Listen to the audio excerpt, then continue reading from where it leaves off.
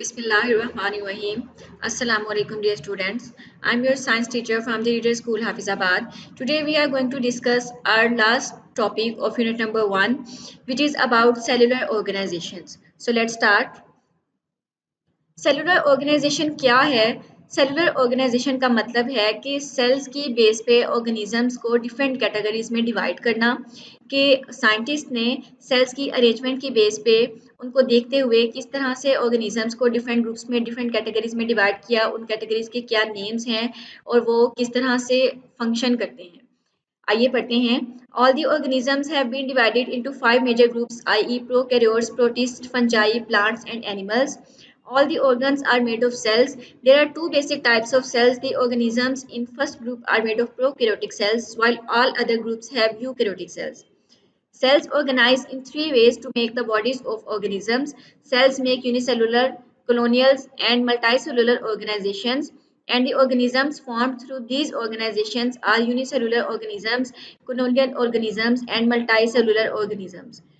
कह रहे हैं कि साइंटिस्ट ने जनरली ऑर्गेनिजम्स को 5 मेजर ग्रुप्स में डिवाइड किया है और वो ग्रुप्स कौन कौन से हैं? प्रोकैरियोट्स, जिसमें ज़्यादातर बैक्टीरिया आ जाते हैं। प्रोटिस्ट ऐसे ऑर्गेनिज्म हैं जिनकी पूरी बॉडी सिंगल सेल पे कंसिस्ट करती है, लेकिन वो यूकैरियोट्स हैं। यूकैरियोट्स यानी उनका जो न्यूक्लियस है वो प्रोमिनेंट है। उसके अलावा है फंजाई हेटेरोट्रॉफ्स हैं, प्लांट्स एंड एनिमल्स।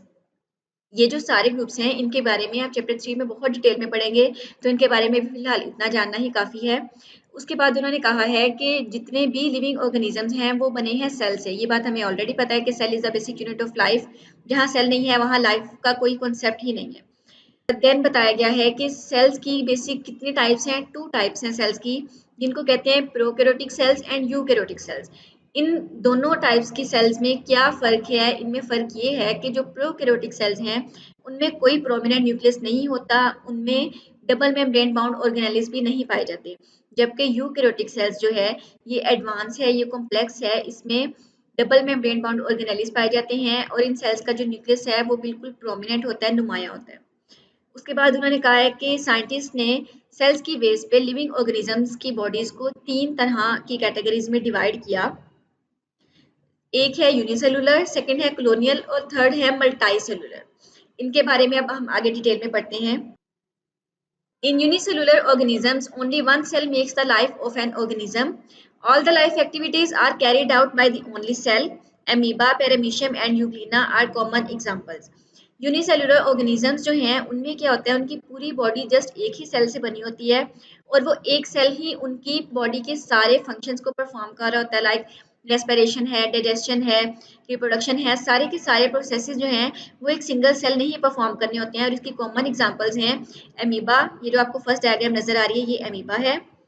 उसके बाद है पैरामीशियम एंड देन लास्ट पे है यूग्लिना। ये सारे यूनिसेलुलर ऑर्गेनिजम्स हैं, ये ऐसे ऑर्गेनिज्म हैं जिनकी बॉडी सिंगल सेल पे कंसिस्ट कर रही है। Next है colonial type. In colonial type of cellular organization, many unicellular organisms live together but do not have any division of labor among them. Each unicellular organism in a colony lives its own life and does not depend on other cells for its vital requirements. Volvox is a green algae found in water that shows colonial organization. Hundreds of Volvox cells make a colony. आप कह रहे हैं कि colonial type of organisation क्या है? ये word निकला है कॉलोनी से। कॉलोनी का मतलब होता है कि लिविंग ऑर्गेनिजम्स जब ग्रुप बना के रह रहे हो। तो colonial type of cellular organization में क्या होता है कि डिफरेंट यूनिसेलुलर ऑर्गेनिजम्स मिलते हैं और इकट्ठे रहते हैं ग्रुप की फॉर्म में। इकट्ठे रहते तो हैं लेकिन वो अपने जो फंक्शंस हैं उनको आपस में डिवाइड नहीं करते। उनकी बॉडीज अपने अपने फंक्शंस परफॉर्म कर रही हैं, वो सारा अपना अपना काम कर रहे हैं।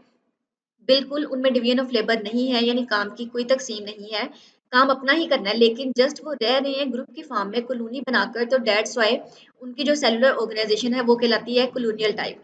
इसकी कॉमन एग्जांपल है वोल्वोक्स। वोल्वोक्स एक ग्रीन कलर का एल्जा है, एलजी की टाइप है ये। आप देखें कहीं पे पानी रुका हो, जो मूव ना कर रहा हो पानी, तो उसके ऊपर ग्रीन कलर की क्लेयर सी आ जाती है, वो होती है एलजी। तो वोल्वोक्स जो है वो ग्रीन एल्जा है और ये पानी में रहते हैं और ये कॉलोनियल ऑर्गेनाइजेशन की फॉर्म में अरेंज हैं इनके सेल्स। ठीक है, यहाँ पे एक इंपॉर्टेंट एमसीक्यू ये है कि वोल्वोक्स जो है वो किस तरह का एल्जा है, ग्रीन एल्जा है, ब्राउन एल्जा है या रेड एल्जा है। इस तरह के डिफरेंट ऑप्शंस आपको आ सकते हैं, तो आपने ये एमसीक्यू याद रखना है कि volvox is a green alga. Next है multicellular organization. In multicellular organization, cells are organized in the form of tissues, organs and organ systems. Frog and mustard are the familiar examples of multicellular organization. मल्टाई का मतलब होता है many, cellular का word cell से निकला है। अब मल्टाई cellular जो ऑर्गेनिजम्स हैं वो बहुत ज़्यादा सेल्स के मिलने से बने हैं और उनकी बॉडीज़ में जो सेल्स हैं वो प्रॉपरली अरेंज होकर जो स्ट्रक्चर बनाते हैं उनको हम कहते हैं टिश्यूज़। टिश्यूज से आगे बनते हैं ऑर्गन्स और ऑर्गन से बनते हैं ऑर्गन सिस्टम्स। ये बात हमने प्रीवियस लेक्चर में बहुत डिटेल में डिस्कस की थी। तो मल्टाई सेलुलर ऑर्गेनाइजेशन जो है उसमें जो ऑर्गेनिजम्स हैं उनकी बॉडीज़ बहुत ज़्यादा सेल से बनी हैं और उनकी बॉडीज़ में कॉम्प्लेक्स सिस्टम्स पाए जाते हैं। इसकी कॉमन एग्जांपल्स हैं frog and mustard plant. Mustard कहते हैं सरसों के पौधे को, फ्रॉग आपको पता है मेंढक को कहते हैं। ये डायग्राम्स कुछ देखें, मल्टीसेलुलर ऑर्गेनाइजेशन की एग्जांपल्स है। सबसे पहले है प्लांट, उसके बाद एनिमल में आपको ये चिक नजर आ रहा है और उसके बाद है ह्यूमंस। तो these are the examples of multicellular organization. अब मल्टीसेलुलर ऑर्गेनाइजेशन की जो दो एग्जांपल्स आपकी बुक में दी गई हैं, मस्टर्ड प्लांट एंड फ्रॉग, उनको जरा डिटेल में देखते हैं। मस्टर्ड प्लांट का साइंटिफिक नेम है ब्रेसिका कैम्पेस्ट्रिस। आपने साइंटिफिक नेम को अंडरलाइन करके लिखना है। Mustard plant is sown in winter and it produces seeds at the end of winter. The plant body is used as vegetable and its seeds are used for extracting oil. The organs of the body can be divided into two groups on the basis of their functions.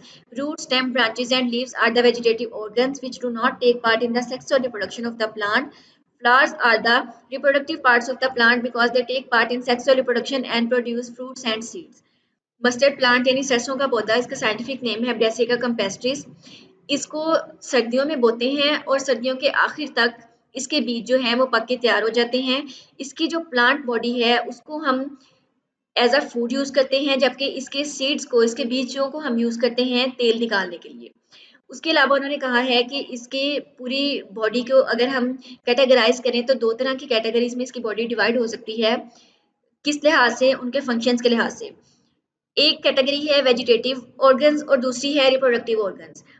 Vegetative organ से मुराद है वो parts जो कि reproduction में हिस्सा नहीं लेते, और मस्टर्ड प्लांट के वेजिटेटिव ऑर्गन्स हैं उसकी रूट, स्टेम, ब्रांचेस और लीव्स, जबकि रिप्रोडक्टिव ऑर्गन्स में आ जाते हैं उसके फ्लावर्स।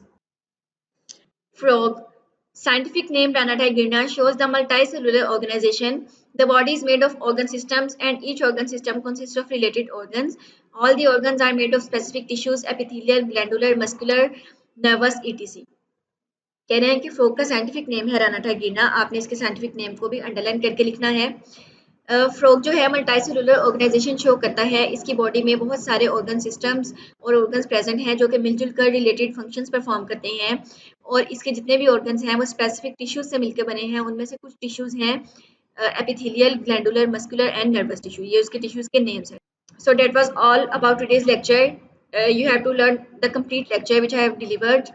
और ये जो आज का लेक्चर था सेलुलर ऑर्गेनाइजेशंस, ये लॉन्ग और शॉर्ट दोनों क्वेश्चंस के लिहाज से बहुत इंपॉर्टेंट है। इसमें से एमसीक्यूज भी बहुत सारे आते हैं, तो आपने इसको अच्छे से याद करना है। बेस्ट ऑफ लक, अल्लाह हाफिज़।